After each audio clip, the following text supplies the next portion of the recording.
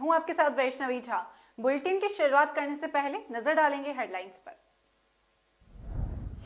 PM Modi ने किया invest Karnataka 2022 का उद्घाटन, बोले भारत की ओर देख रही पूरी दुनिया। एमसीडी चुनाव से पहले सीएम केजरीवाल का बड़ा ऐलान, प्रदूषण पर रोक के चलते मजदूरों को हर महीने मिलेंगे 5,000 रुपए। भ्रष्टाचार पर सीएम योगी आदित्यनाथ का बड़ा प्रहार, भ्रष्टाचार में लिप्त सीईओ का डिमोशन कर बनाया सिपाही। हिंदुओं को अल्पसंख्यक का दर्जा देने की मांग, केंद्र सरकार ने सुप्रीम कोर्ट से मांगा समय, कहा मामला संवेदनशील है। और एक्ट्रेस पूजा भट्ट ने ज्वाइन की कांग्रेस की भारत जोड़ो यात्रा, हैदराबाद में राहुल गांधी के साथ एक ट्रेन में दिखी पूजा भट्ट। अब खबरें विस्तार से। प्रधानमंत्री नरेंद्र मोदी ने आज कर्नाटक में आयोजित वैश्विक निवेशक सम्मेलन इन्वेस्ट कार्यक्रम 2022 का वीडियो कॉन्फ्रेंसिंग के माध्यम से उद्घाटन किया। साथ ही लोगों को संबोधित करते हुए कहा कि भारत में यूक्रेन रूस के बीच चल रहे युद्ध और हाल ही में आई कोरोना महामारी से बनी स्थितियों का विपरीत प्रभाव पड़ा। वहीं अब पूरी दुनिया भारत की तरफ उम्मीद भरी नजरों से देख रही है। इन्वेस्ट कर्नाटक 2022 समिट में पीएम नरेंद्र मोदी ने कर्नाटक की प्राकृतिक खूबसूरती और सांस्कृतिक के बारे में भी बात की। उन्होंने कहा कि ये वही जगह है जहां परंपरा और तकनीक दोनों है। ये वही जगह है जहां प्राकृतिक और संस्कृति का अनूठा संगम है। जब हम टैलेंट और टेक्नोलॉजी की बात करते हैं तो सबसे पहले हमारे दिमाग में बैंगलोर का नाम आता है। आगे पीएम नरेंद्र मोदी ने कहा कि हालांकि यह वैश्विक संकट का समय है, दुनिया भर में अर्थशास्त्री और विशेषज्ञ भारत को एक उज्जवल स्थान के रूप में वर्णित कर रहे हैं। हम अपनी अर्थव्यवस्था को मजबूत करने के लिए अपने बुनियादी सिद्धांतों पर काम लगातार कर रहे हैं। जिन मुक्त व्यापारों सौदे पर हस्ताक्षर किए गए हैं वे दुनिया को हमारी तैयारियों की एक झलक देते हैं। साथ ही शिखर सम्मेलन में पीएम मोदी ने कहा कि हमने अपने निवेशकों को लाल फीता शाही से मुक्त किया है और उन्हें बहुत अवसर दिए हैं। हमने निवेशकों को विभिन्न क्षेत्रों में निवेश को प्रोत्साहित भी किया है और जैसे ही पहले रक्षा, ड्रोन, अंतरिक्ष आदि पहले यहाँ निजी निवेश के लिए दरवाजे बंद थे।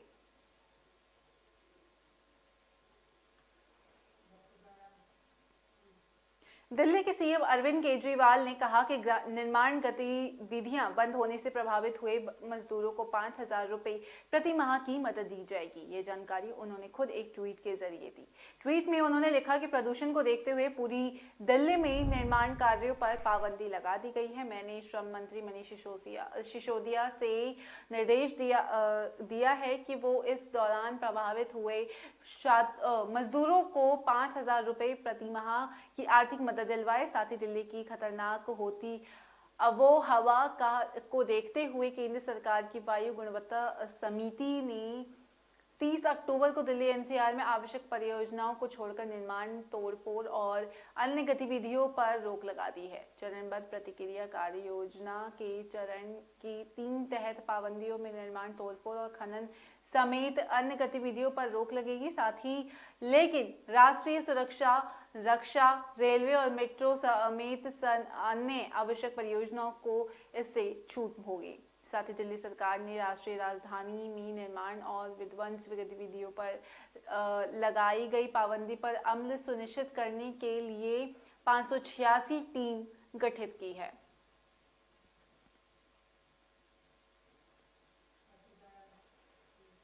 उत्तर प्रदेश की सीएम योगी आदित्यनाथ भ्रष्टाचार के खिलाफ जीरो टॉलरेंस नीति के तहत काम कर रहे हैं। इसका एक बड़ा उदाहरण उस वक्त देखने को मिला जब सीएम योगी ने भ्रष्टाचार में लिप्त एक सर्किल अफसर का डिमोशन कर उसे सिपाही बनाने के निर्देश जारी किए। साथ ही सीएम योगी ने रिश्वत लेने के मामले में क्षेत्राधिकारी के खिलाफ ये सख्त कदम उठाया। दरअसल ये मामला साल 2021 का है जब रामपुर में तैनात तत्कालीन डिप्टी एसपी विद्या किशोर शर्मा के खिलाफ रिश्वत लेने के मामला सामने आया था, जिसके बाद इस मामले की जांच के आदेश दिए गए थे और विद्या किशोर शर्मा पर अनुशासनहीनता समेत तमाम आरोपों को लेकर जांच चल रही थी।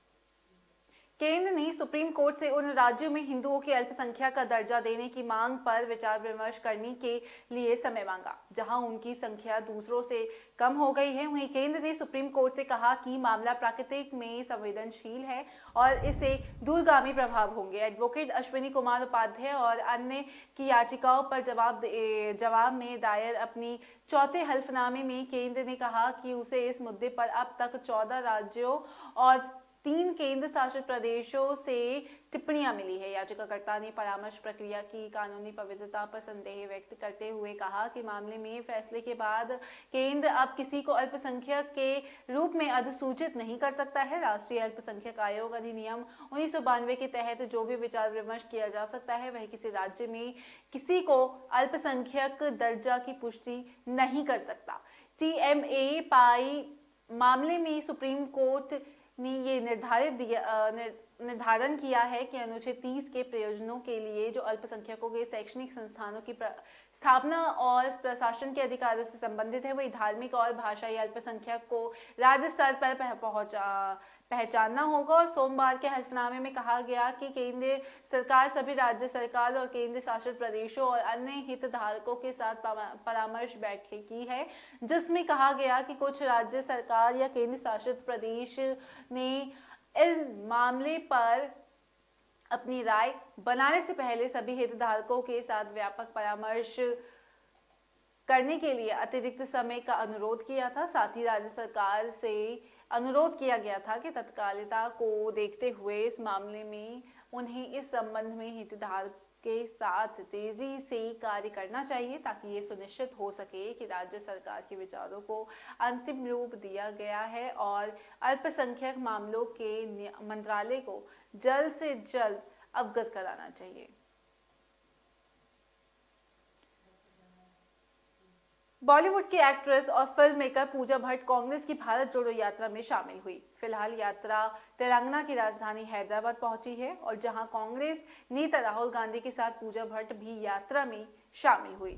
राहुल गांधी के साथ पूजा भट्ट भी यात्रा में शामिल हुई और ट्विटर पेज पर उन्होंने किए गए एक वीडियो में पूजा भट्ट पार्टी नेता राहुल गांधी के साथ चलते हुए बातचीत करती दिखाई दे रही है। वहीं राहुल गांधी के साथ एक फ्रेम में भी पूजा भट्ट नजर आई, जो कि ये तस्वीरें काफी वायरल हो रही है। वह यात्रा में शामिल होने वाले पहली बॉलीवुड हस्ती है। वह इस दौरान एक्ट्रेस फुल स्लीव्स के ब्लैक कलर के कुर्ते में प्रिंटेड स्टॉल पहने हुए नजर आई। वहीं उन्होंने स्पोर्ट्स का हाथ मिलाकर अभिवादन भी किया और इस दौरान समर्थक भी एक्ट्रेस को देखकर काफी एक्साइटेड नजर आए।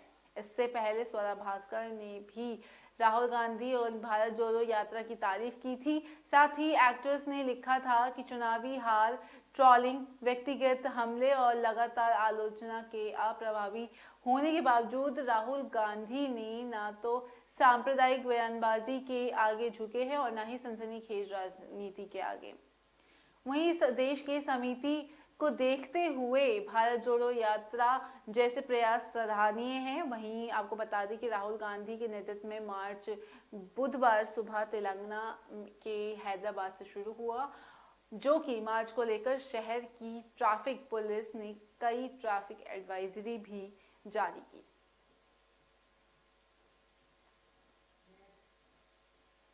फिलहाल वक्त तो चला एक छोटे से ब्रेक का। ब्रेक के बाद जल्द हाजिर होंगे।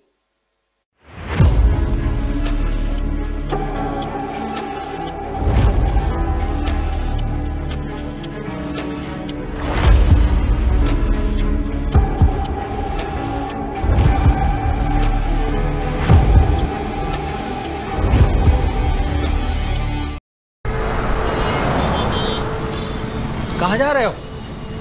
दुकान पर बैठो और इसे आगे बढ़ाओ। पापा, दुकान आगे बढ़ाने के लिए मुझे दुकान पे बैठने की जरूरत नहीं है। बस बातें करवा लो इनसे।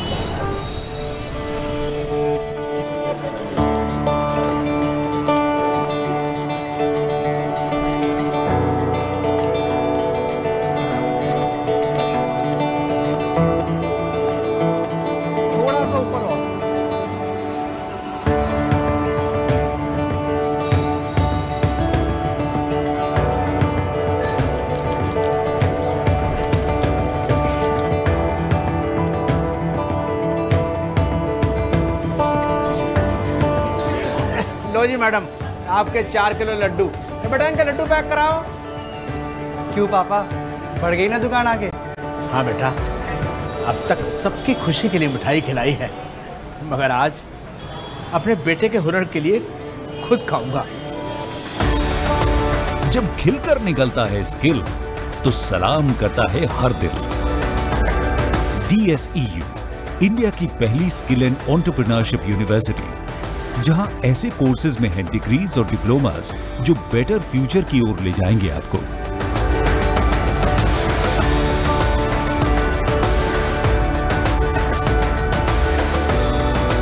तो एडमिशन के लिए अप्लाई कीजिए। स्किल है तो नहीं कुछ मुश्किल है।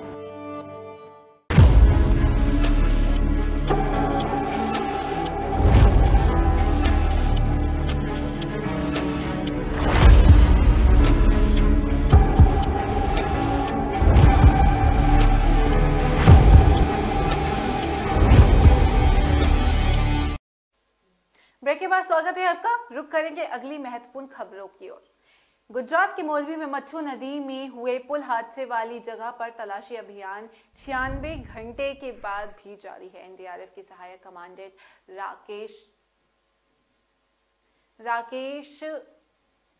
कुमार ने कहा कि लापता लोगों की तलाश जारी है। वहीं गुजरात के मुख्यमंत्री भूपेश पटेल भी मोरबी में जान गंवाने वाले लोगों के लिए आयोजित श्रद्धांजलि कार्यक्रम में शामिल हुए। वहीं मोरबी बार एसोसिएशन में वरिष्ठ वकील प्रजापति ने कहा कि पुल हादसा मामले में न आरोपियों को गिरफ्तार किया गया है। वहीं मोरबी बार एसोसिएशन और राजकोट बार एसोसिएशन ने औरेवा कंपनी की तरफ से केस ना लेने का फैसला किया है। दोनों बार एसोसिएशनों ने यह प्रस्ताव पारित किया। वहीं मोरबी पुल हादसे में मृतकों के लिए गुजरात में आज राज्यव्यापी शोक मनाया गया और साथ ही राज्य में सरकारी भवनों पर राष्ट्रीय ध्वज आधा झुका हुआ रहा।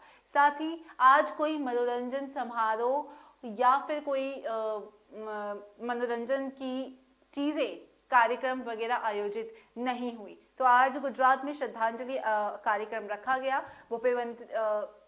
गुजरात के सीएम भूपेंद्र पटेल ने मृतकों को श्रद्धांजलि अर्पित की, साथ ही घायलों के जल्द स्वस्थ होने की कामना की।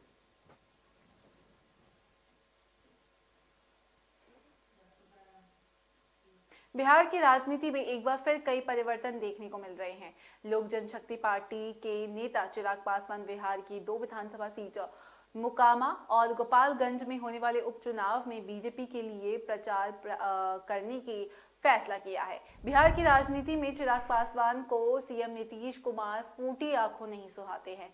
जब दोनों पार्टियां एनडीए में थी तो राज्य में विधानसभा चुनाव 2022 से पहले ही चिराग पासवान ने नीतीश के खिलाफ मोर्चा खोल दिया था। वहीं चिराग ने सीएम नीतीश की सरकार को घेरने में कोई कसर नहीं छोड़ी है। मौके की नजाकत और वोट प्रतिशत में से नीतीश को भारी पड़ते देख बीजेपी ने उस समय चुप्पी साध रखी थी। वहीं हालात ऐसे बन गए कि चिराग पासवान एनडीए से अलग हो गए, जिसके बाद चिराग ने सीएम नीतीश की पार्टी जेडीयू को हराने के लिए प्रत्याशी खड़े कर दिए। लेकिन चिराग ने बीजेपी के खिलाफ प्रत्याशी नहीं उतारे थे। वहीं चुनाव के दौरान चिराग खुद को पीएम मोदी का हनुमान भी बता रहे थे। चिराग के फैसले ने बीजेपी का बड़े भाई सपना पूरा कर दिया और विधानसभा चुनाव में बीजेपी को पहली बार जेडीयू से ज्यादा सीटें भी आई और एनडीए में बीजेपी अब जेडीयू से ज्यादा मजबूत हो गई है। वहीं इसके साथ ही बीजेपी नेताओं ने नीतीश को सीएम बनाने पर सवाल खड़े करना शुरू कर दिया। साथ ही जेडीयू उस समय तो कुछ नहीं बोला, लेकिन पर्दे के पीछे का खेल समझकर मौके का इंतजार किया। एनडीए से अलग होने के बावजूद भी जेडीयू नेताओं ने खुलकर कहा कि चिराग का इस्तेमाल करना जेडीयू की सीटें कम कराई गई थी और ये बीजेपी की ही साजिश थी। इधर चिराग की भी मुश्किलें इतनी बढ़ती चली गई है कि साल 2020 में केंद्र में मंत्री रामविलास का निधन हो गया और पार्टी में उनका विरासत को लेकर चाचा पशुपति पारस और चिराग पासवान के बीच झगड़ा शुरू हो गया। वहीं चिराग पर भारी पड़े पार्टी के सांसद पारस के साथ चले गए और मोदी सरकार में मंत्री बन गए। इतना ही नहीं, दिल्ली में रामविलास पासवान को मिला बंगला भी चिराग को छोड़ना पड़ा। अब एक बार फिर उपचुनाव में बीजेपी का समर्थन का ऐलान कर वो केंद्र की सत्ता में काबिज पार्टी के नजदीक आने की कोशिश कर रहे हैं। और वहीं घटना हवाई अड्डे पर संवाददाताओं से बातचीत करते हुए चिराग ने यह भी कहा कि मोकामा और गोपालगंज जहां बीजेपी का आरजेडी से कड़ा मुकाबला है, मैं भगवा के उम्मीदवारों के लिए प्रचार करेंगे।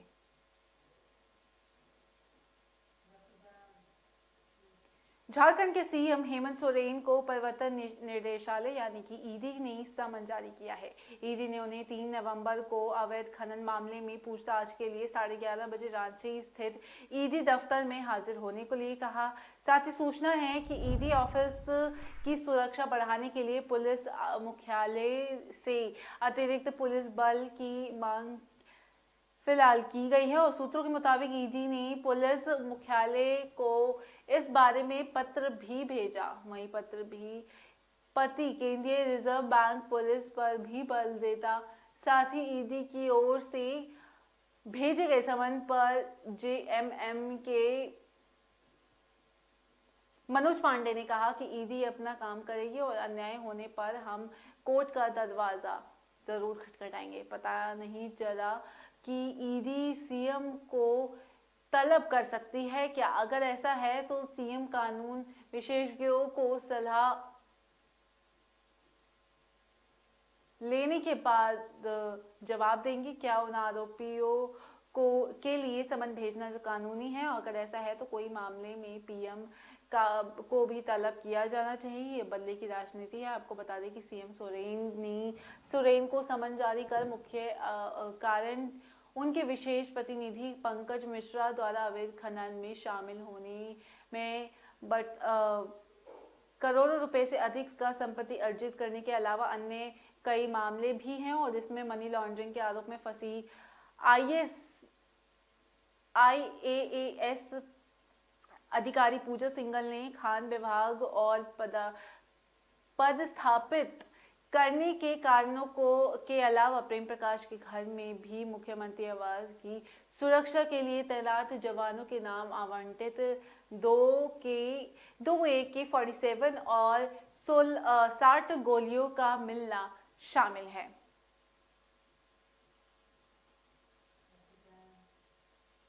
राजस्थान के बांसवाड़ा में मालनगर गौरव गाथा कार्यक्रम में शिरकत सीएम अशोक गहलोत ने पीएम नरेंद्र मोदी की तारीफ की थी। वहीं पीएम नरेंद्र मोदी ने भी अशोक गहलोत की तारीफ की। अब इसको लेकर सचिन पायलट ने सीएम गहलोत पर तंज कसा। उन्होंने कहा कि ये बड़ा दिलचस्प घटनाक्रम देखा जा सकता है, क्योंकि पीएम नरेंद्र मोदी ने इस तरह गुलाम नबी की भी तारीफ की थी और उसके बाद क्या हुआ ये सब जानते हैं। सचिन पायलट ने कहा कि पीएम से ERCP को राष्ट्रीय परियोजना और मानगढ़ स्मारकों को राष्ट्रीय स्मारक का दर्जा देने की उम्मीद थी, लेकिन उन्होंने ऐसा नहीं किया। दरअसल उन्होंने बांसवाड़ा के माननगर धाम में 24 घंटे वाले कार्यक्रम में पीएम नरेंद्र मोदी ने मुख्य मंत्री अशोक गहलोत को लेकर कहा कि गहलोत और मैंने मुख्यमंत्री के रूप में साथ काम किया। साथ ही पीएम ने कहा था कि सीएम गहलोत बहुत से मुख्यमंत्रियों में से सबसे वरिष्ठ हैं। वही बीते दिन उस पर मंच पर बैठे सभी मुख्यमंत्रियों में से भी वह सबसे वरिष्ठ मुख्यमंत्री है। साथ ही साल 2023 में राजस्थान का विधानसभा चुनाव होने वाला है और इसी बीच पीएम मोदी द्वारा सीएम अशोक गहलोत की तारीफ करने के अलग अलग मायने निकाले जा रहे हैं। मोरबी में वकीलों ने गुजरात में पुल ढहने के मामले में गिरफ्तारी 9 आरोपियों को प्रतिनिधित्व करने से इनकार किया। मोरबी एसोसिएशन के वरिष्ठ अधिवक्ता SC प्रजापति ने कहा कि मोरबी का ब्रिज पानी जो है वहाँ पे घटना में हुई और 9 लोगों को गिरफ्तार किया गया। इस मामले में वहीं मोरबी बार एसोसिएशन और राजकोट बार एसोसिएशन ने उनका मामला नहीं लेने से और उनका प्रतिनिधित्व नहीं करने का भी फैसला किया। दूसरी बार एसोसिएशन ने यह प्रस्ताव पारित कर दिया।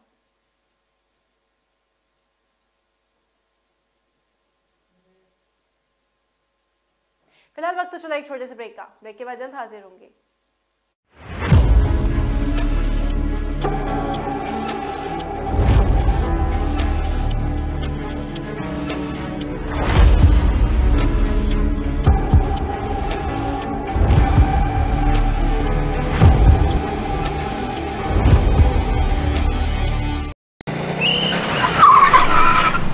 मस्त मास्क पहना रे तूने। Thank you sir. वो जान बचाने के लिए पहनना पड़ता है ना सर। रेडीमेड है या टेलर मेड है? ऑनलाइन ऑर्डर किया है सर। एक और है ना सर? देना। बहुत मस्त लगे आपको। ये ना सर। सर ना भाई, जान बचाने के लिए बाइक चलाते वक्त सिर्फ खोपड़े पे मास्क पहनेगा तो खोपड़े को कौन बचाएगा? समझ गया सर। हेलमेट ऑनलाइन ऑर्डर कर, वरना हमेशा के लिए ऑफलाइन हो सकता है। Okay sir.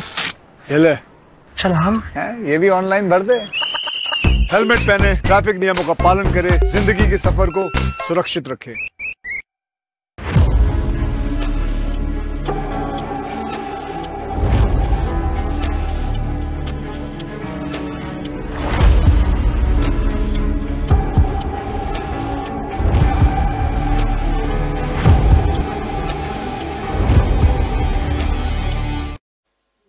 ब्रेक के बाद स्वागत है आपका। बढ़ेंगे अगली खबर की ओर। गुजरात चुनाव से पहले बीजेपी के नेतृत्व वाली केंद्र सरकार ने बड़ा दांव चलते हुए फैसला लिया कि पाकिस्तान, अफगानिस्तान और बांग्लादेश से आकर गुजरात के 2 जिलों में रह रहे अल्पसंख्यक को भारत की नागरिकता दी जाएगी। इन अल्पसंख्यकों में हिंदुओं के अलावा सिख, बौद्ध, जैन, पारसी और ईसाई धर्म के लोग भी शामिल हैं। अधिकारियों ने बताया कि नागरिकता संशोधन अधिनियम से संबंधित गृह मंत्रालय द्वारा नए नियम के तहत जिला कलेक्टरों को लोगों की जांच करने और उन्हें नागरिकता देने का अधिकार दिया गया है। इसका मतलब ये हुआ कि लोगों को नागरिकता कानून 1955 के तहत दी जाएगी, ना कि विवादास्पद नागरिकता संशोधन अधिनियम 2019 यानी CAA के तहत दी जाएगी। हालांकि इस संशोधित अधिनियम में भी पाकिस्तान, अफगानिस्तान और बांग्लादेश से आने वाले अल्पसंख्यकों को नागरिकता देने का प्रावधान है, लेकिन सरकार ने अभी तक इसके तहत नियम नहीं बनाए हैं, जिसके चलते अभी तक CAA के तहत किसी को भी नागरिकता नहीं दी जा सकती है।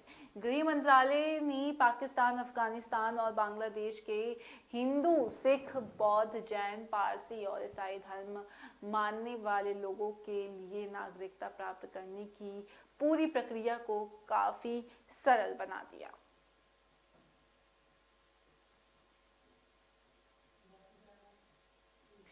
मुंबई के मानखुर्द इलाके में लुका छुपी खेल रही एक 16 साल की लड़की सिर पर लिफ्ट गिरने से उसकी दर्दनाक मौत हो गई। वहीं मानखुर्द पुलिस ने मृतक लड़की के परिवार वाले के बयान के बाद सोसाइटी के 2 लोगों को गिरफ्तार कर मामला दर्ज करके गिरफ्तार किया है। साथ ही आगे की जांच में पुलिस जुट गई है।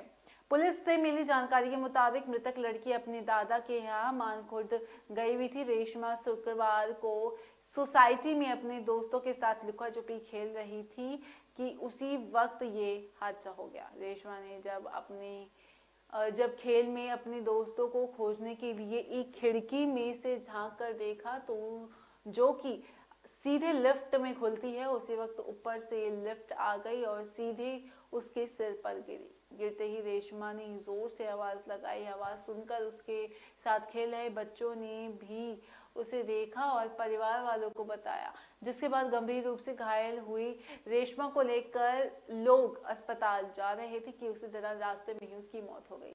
मृतक रेशमा के घर वाले ने सोसाइटी के ऊपर लापरवाही बरतने का आरोप लगाया। साथ ही मामले के मानखुर्द पुलिस के पहले ADR दर्ज किए गए थे और लेकिन पुलिस के आरोप के बाद भी पुलिस ने सोसाइटी के चेयरमैन, सेक्रेटरी के खिलाफ मामला दर्ज किया। वहीं 2 लोगों की गिरफ्तारी भी हुई इस मामले में।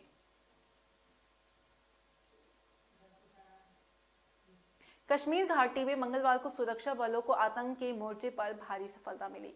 सुरक्षा बलों ने अनंतनाग और पुलवामा में 2 अलग अलग मुठभेड़ों में लश्कर-ए-तैयबा के सरगना समेत 4 आतंकियों को मार गिराया। वहीं इसमें एक पाकिस्तानी आतंकी भी शामिल था और पुलवामा में मारे गए आतंकी सुरक्षा बलों पर फिदायीन हमले की एक फिराक में था, जहां श्रीनगर में लश्कर के 3 हाइब्रिड आतंकियों को गिरफ्तार कर उनके कब्जे से 10 किलो आईडी, 2 हैंड ग्रेनेड बरामद किए गए। वहीं सुरक्षा बलों की सतर्कता से आतंकवादियों की एक बड़ी नापाक साजिश को नाकाम कर दिया। पुलिस ने बताया कि पुलवामा के अवंतीपुरा के खंदीपोरा इलाके में अवंतियों की मौजूदगी की सूचना पर सेना और पुलिस ने सर्च ऑपरेशन जारी करके चलाया।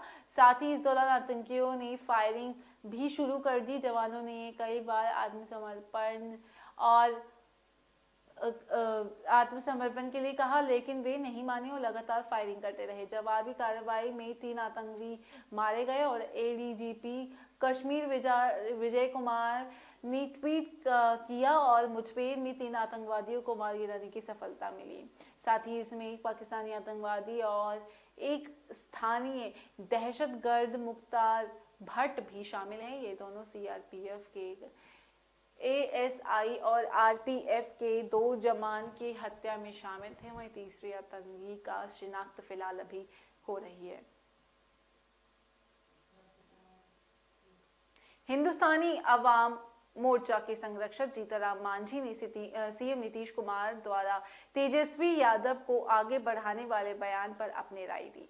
बुधवार को जीतनराम मांझी ने ट्वीट कर एक तरफ कहा कि कोऑर्डिनेशन कमेटी की मांग को तो वहीं सीएम नीतीश कुमार के लिए ये बड़ी बात कह दी। बीते मंगलवार को भी जीतनराम मांझी कोऑर्डिनेशन कमेटी के को लेकर अपना बयान दिया गया। उधर बुधवार को अपने ट्विटर हैंडल से ट्वीट कर मांझी ने लिखा कि कुछ पोर्टल मीडिया के द्वारा उपचुनाव के दौरान ये भ्रम फैलाया जा रहा है। वहीं मांझी एनडीए में जा सकते हैं। साथ ही हिंदुस्तानी अवाम मोर्चा नीतीश कुमार जी के हम साथ है और उनका जो भी निर्णय होगा उनके साथ रहेंगे। यही बात तेजस्वी यादव जी की, तो आगे बढ़कर इसे लेकर कोऑर्डिनेशन में बैठक के माध्यम से घोषणा की गई तो सही रहेगी। तो साफ तौर पे जीतनराम मांझी की तरफ से ये सारे बयान जो है वो सामने निकल कर आए।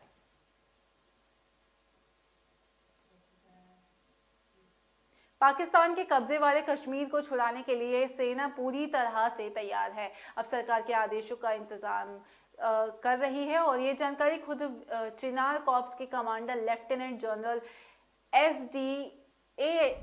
एस औजाला ने दी है। और मंगलवार को उन्होंने कहा कि राजनाथ सिंह के पीयूके पर दिए गए संकेत के बाद भारतीय सेना कार्रवाई के लिए पूरी तरह से तैयार है। लेफ्टिनेंट जनरल एस औजाला ने कहा कि भारतीय सेना पूरी तरह से तैयार है और हम सरकार के आदेश पर किसी भी कार्रवाई के लिए तैयार हैं। और श्रीनगर के शौर्य दिवस पर कार्यक्रम में 31 अक्टूबर को रक्षा मंत्री राजनाथ सिंह ने कहा था कि हमने अभी उत्तर की ओर चलना शुरू किया और वही यात्रा पूरी होगी जब हम 22 फरवरी 1994 को भारतीय संसद द्वारा सर्वसम्मति से पारित प्रस्ताव को गिलगिट बाल्टिस्तान पहुंचकर लागू करेंगे।